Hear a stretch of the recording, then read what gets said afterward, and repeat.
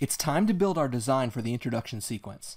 We'll create 2 objects in GameMaker and fill out the code we specified last time. We'll also hit several supporting tasks, such as adding markup language to our script file and importing our font asset as a sprite strip into GameMaker. Finally, we'll watch our scene play out as we compare it to the original game. Now, we're going to knock out a lot of tasks in this video, so I'll start by showing you a quick list of how this will go. First, we'll add the markup to the introduction text that we pulled out last time. Then we'll import the LT2 sprite fonts used in most of the game scenes. Next, we'll program the intro scene object and then the credits object. And finally, we'll test our work. Now, since we're laying down more than 300 lines of code, and I'm a human, I expect the test to fail and we'll spend some time debugging. Hopefully, we'll end up with something that runs. Now, if there's any persistent issues, I'll clear them up offline and tell you what I did at the beginning of the next video. Let's open our design document. I'll be referring to it throughout the video as we build. Now first we need to add our completely arbitrary markup language to our intro text file. Now this markup sets the events for the scene based around the text. The first line of text is red and centered on the screen with no background. Now the next line is part of the planet settings screen. I'll have to look up the file name in GameMaker and set the screen, so I'll put that off till last. The text is in aqua and at the bottom of the screen. We'll turn control over to the credits object. Now the next screen showing the ship getting shot has the text in aqua at the bottom. The final explosion screen has the text centered in black. And finally we'll end the scene. Now let's go into GameMaker and find the screens that we need to target in the markup. Looks like the screens that start with sprites 16 through 18 with the intro word name.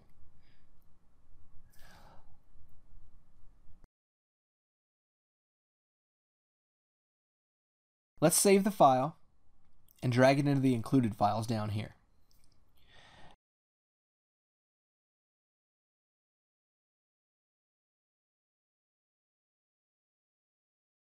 Now we have to import our font as a sprite strip. We'll create a new folder to hold the sprite fonts. We need to rename the file based on the number of sub-images. Let's preview our font and count them off. I see 26 letters, 2 boxes, and 10 numbers for a total of 38. Let's copy and rename the file to the format that GameMaker expects. Then drag in our new file.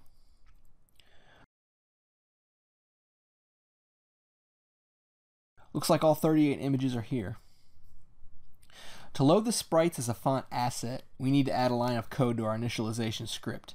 Now since all assets in the game engine have global access scope, I'll make the handle to the font global as well. We'll refer to the sprite by name. Then we need to map the characters to the glyphs in the same order. I don't know what these boxes are, so I'll use the angle brackets as a placeholder.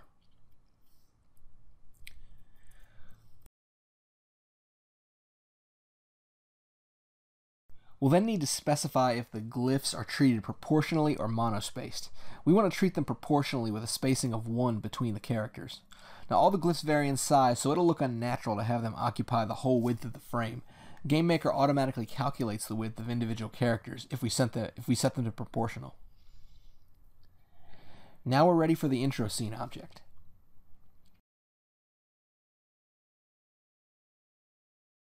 We'll start with the steps that need to happen in the create event. That's registering the keyboard, creating the states, initializing variables, and reading the script file. Now to register the keyboard, I'll need to make a separate script that we'll call in the first event of the object. We'll call that script keyboard register and pass it the ID of the caller. We'll be able to use this script for any object that needs keyboard access in the future. Recall that our keyboard handler pushes text commands onto a stack allocated to each listening object. This means that whenever we register an object with the keyboard handler, we must create a stack at the same time. We call that stack command stack back in the keyboard object. We may as well create the deregistration script while we're here. This will be called by the destructors.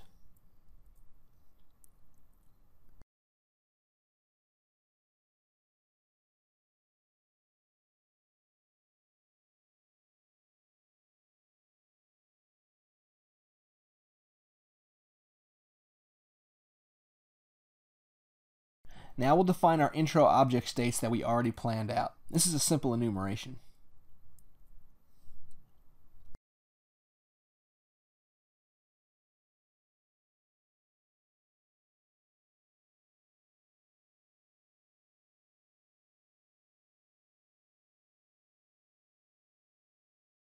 Now we'll initialize the variables. The variables include the state of the object, a list container to hold events that we'll read from the file. We'll need our current position in the list starting at the top. Then there's the alpha values for the text and background, which support fading. Then we'll need the variables for the dynamic elements in the scene. Actually, we'll need two variables to hold the current and the next.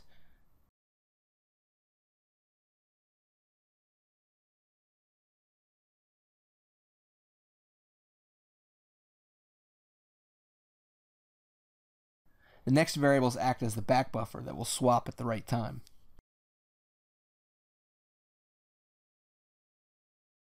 The final create task is to read from our intro script file into the event list that we created. It's as simple as opening the file and adding every line to the list.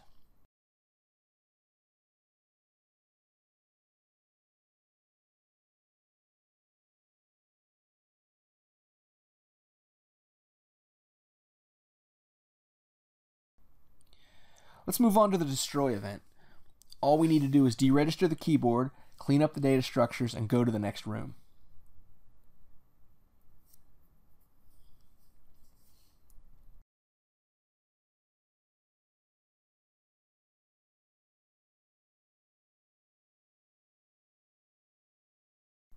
The step events are where the most complicated tasks lie. We'll start by processing input.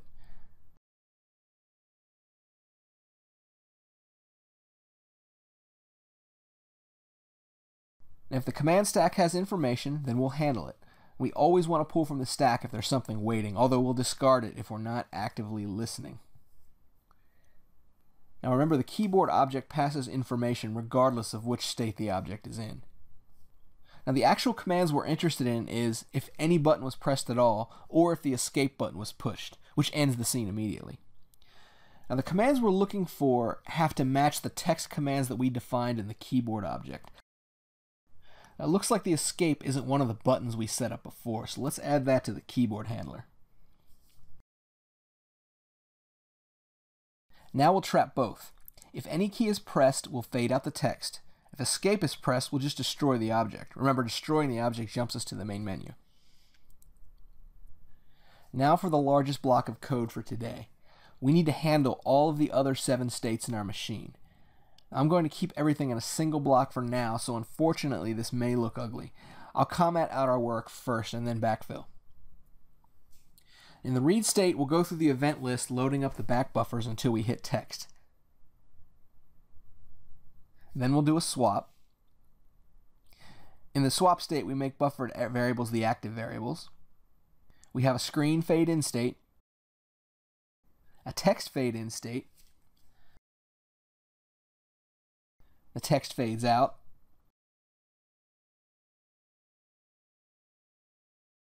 and so does the screen. Let's fill in the shorter sections by starting with screen in. Now if the screen is fading in, then the alpha needs to increment in small steps, unless it's already above 1. In that case, we move to the next state, which is the text fade in state according to our diagram. We'll make the same check for text fading in,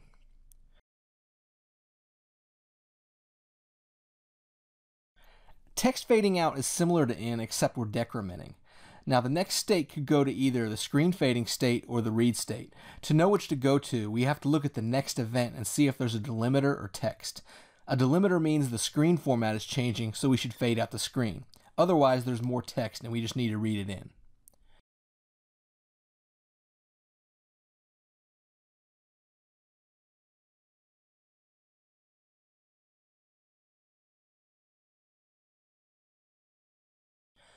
The screen fade out states will look like the screen fade in state. We just have to be sure to follow our plan and go to the read state.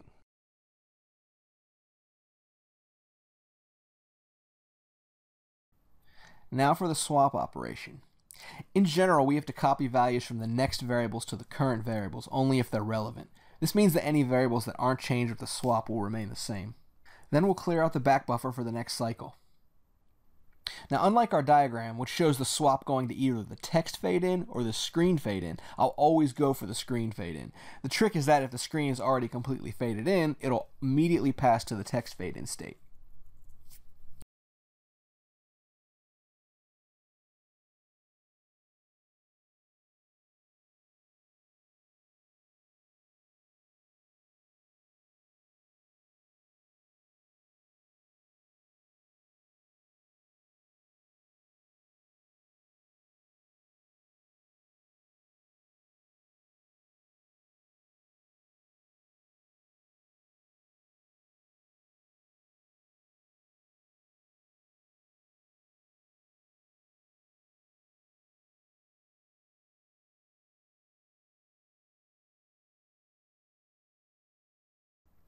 Now there's a sticking point here. My drawing of the text won't rely on an automatic calculation of the center point. Instead, I need to base it on the width of the current line, and we won't know that until this point in the code. It's rather ugly to do it right here, but I am going to do it for now.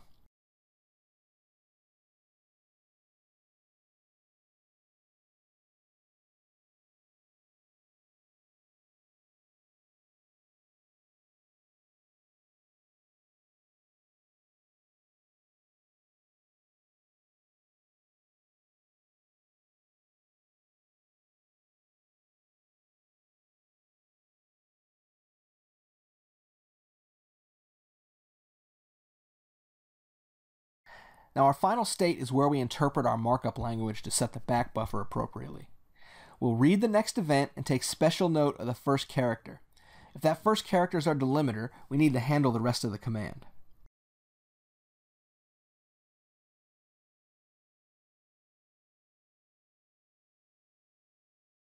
The operator is always the second character in the command string, and the operand is the remaining part of the string.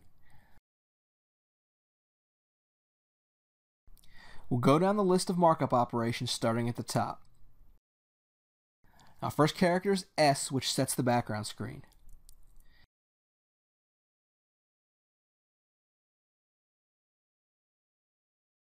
Next we have the C, which sets the text color. So far we've only needed 3 colors: red, black, and aqua.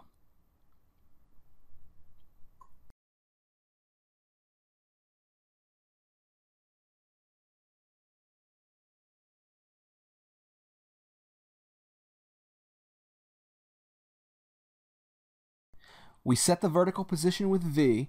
Now the vertical positions are simply bottom, middle, and top, which I'll set to some percentage of the view size.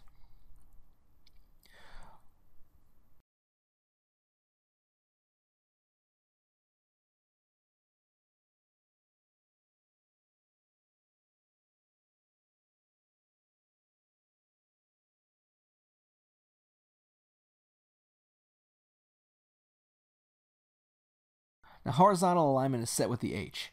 Like I said, I can't really set the horizontal position until I know the text width, so I'll just set a signal here using GameMaker's built-in alignment type. I can't remember if I used mid or center, so I'll just plug them both.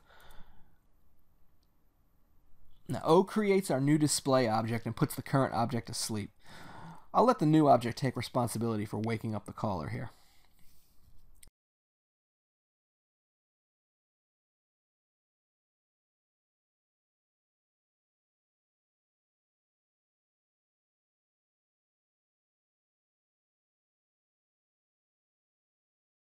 Finally, E ends the scene by destroying this object. Now remember, right here we're inside of a large if statement that's checking that if this is a delimiter. We need to say what happens if the line is actually plain text. We'll simply copy the text to the buffer in all uppercase, then swap it out. Now after all of this, we've only read in one list element, so we should advance the list pointer to the next position. I think I forgot to add all of the appropriate breaks to the outer switch statement. That's a reason never to nest switch statements. Man, this code block is a mess. If I get around to refactoring, this will be early on the list. Our final task is drawing everything on the screen. We really just need to draw the background and the current text line while respecting the fading. Now if there's any active background, we'll draw it starting at the top left with no special scaling and using the current alpha value. Now we only want to draw text if we're in one of the display states. That means the object isn't sleeping or reading. The swap state exits in the same frame, so we'll never hit it during the draw event. We'll set all the appropriate formatting and font, get the size characteristics of the line, and then draw the line. You know, this is rather inefficient to calculate this stuff here, so I'll probably move these calculations to the swap statement instead of running these every frame during drawing. Now in GameMaker, this complicated draw statement actually automatically handles line wrapping if we're drawing strings that are wider than the screen.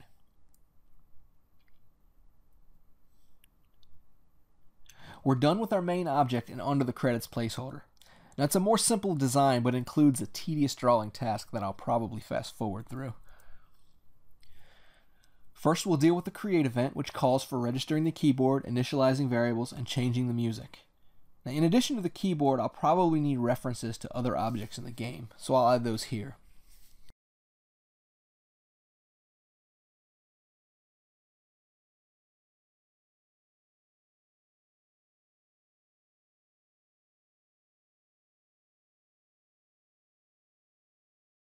The variables are only concerned with fading direction and alpha values.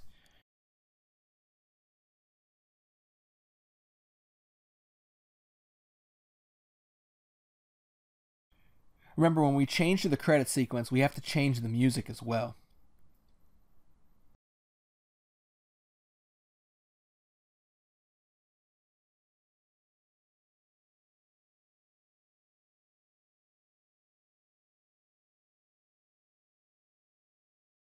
For the destroy event, we just have to unregister the keyboard, change the music again, and wake up the intro scenes object.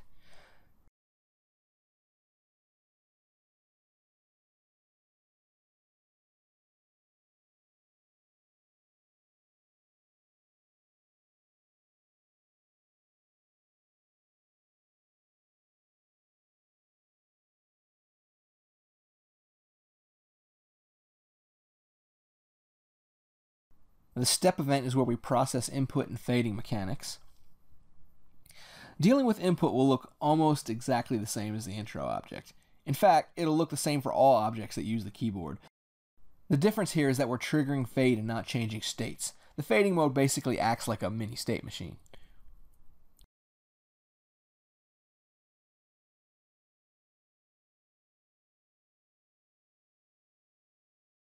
We'll handle the fading in, fading out, and then the transition. Since we're fading over the whole object, I'll create fading by drawing a black box over the whole scene. Now this changes what alpha means here, since we're affecting the alpha of the cover-up box. And alpha of 0 means there's no black box and we're faded in completely. Now when we're all the way faded in, we'll wait until the input forces the fade out. Now if we're fully faded out, we'll destroy this object, which returns control back to the intro scene object. Now the draw object is painful because I'm not going to abstract away any of the work. We're basically going to create a screen by hand, and that won't be used anywhere else in the program. In fact, this screen won't appear in the final version because it's simply a placeholder. And we know we'll be drawing a background. We also know we'll be drawing a black box fader. But which background to draw? Since we're making this up, let's choose one that looks appropriate for displaying text. Now this one right here would work if we draw a black box over the green area in the middle and put our text on top of that.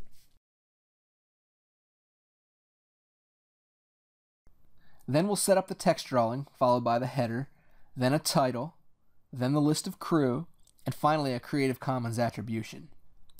Now I've already calculated all the locations on the screen prior to recording this, so I'm just going to speed through this. There's really not much to learn here since it's just basic drawing tasks. I'll pick up again when we finish this object.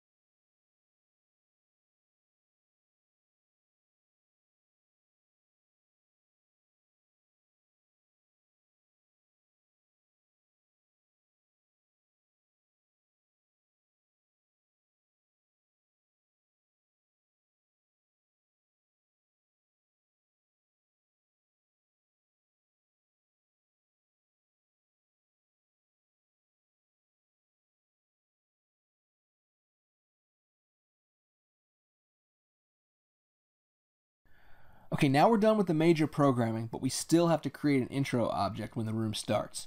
For this, I want to create a new initialization script here for the whole room.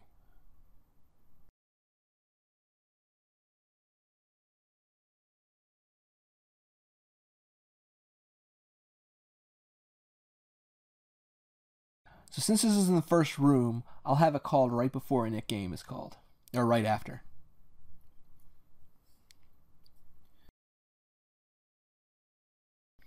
Now let's see how this is broken. Well, it's actually building, so there's no syntax errors. It's actually running. Okay, there's a problem with the text though.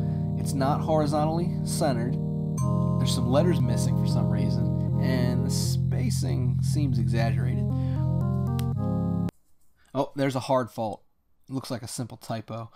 Let me fix that and see if we can get to the next screen with the current bugs.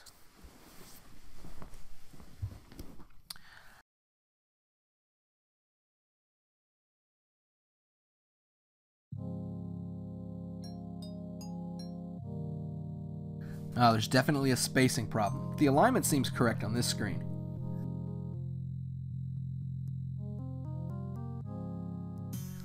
Ah, there's the problem. I left the black background on the font. Now this causes these black artifacts, and it also breaks the letter width calculation. The engine can't tell how wide the characters are actually because they seem monospaced. These green numbers here are also the reason for the missing text on the first screen. I draw these numbers with the green base color in red. When you mask red with green, you get black, not red. I better change everything to white.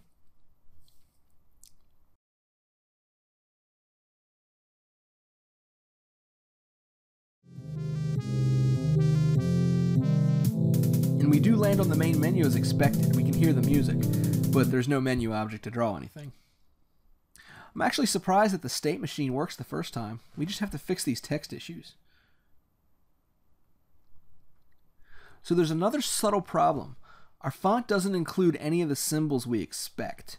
No periods, commas, apostrophes. I guess the actual game pulls them from the OS at runtime. Let's go add them to the font manually. Now I'll add the apostrophe using a quote since the actual apostrophe is used by GameMaker as part of the syntax. Comma, dash, question mark, exclamation point. I guess I'll throw in the space as well. Now we'll draw them in that order.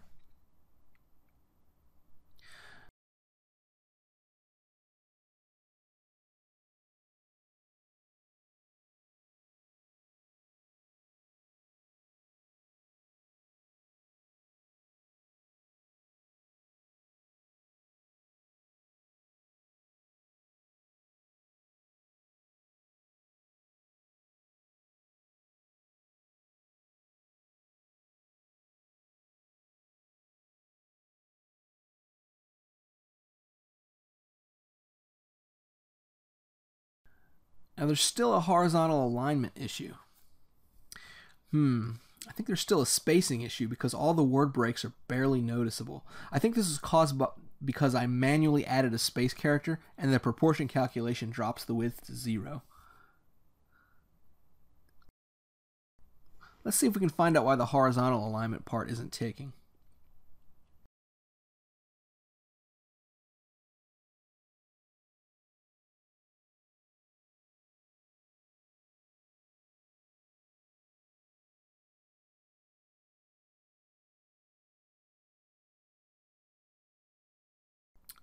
Ah, I forgot to actually copy the horizontal control from the back buffer to the front. Let's add that line in.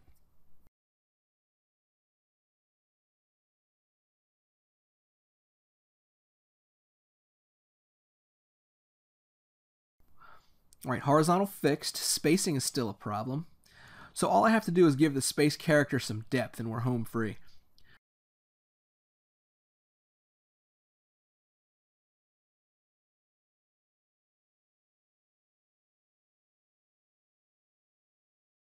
Now I'm going to draw a line at the bottom with a small RGB value of 111 so GameMaker can properly calculate the width of this space.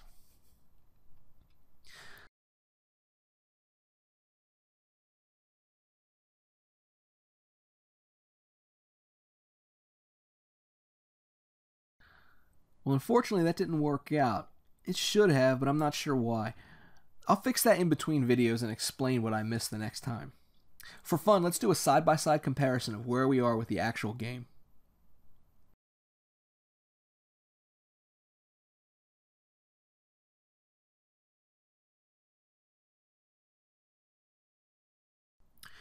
I can't complain at all for an hour's worth of work. The spacing issue is still lingering, and I see that the alignment to the original game is slightly different. That's okay though.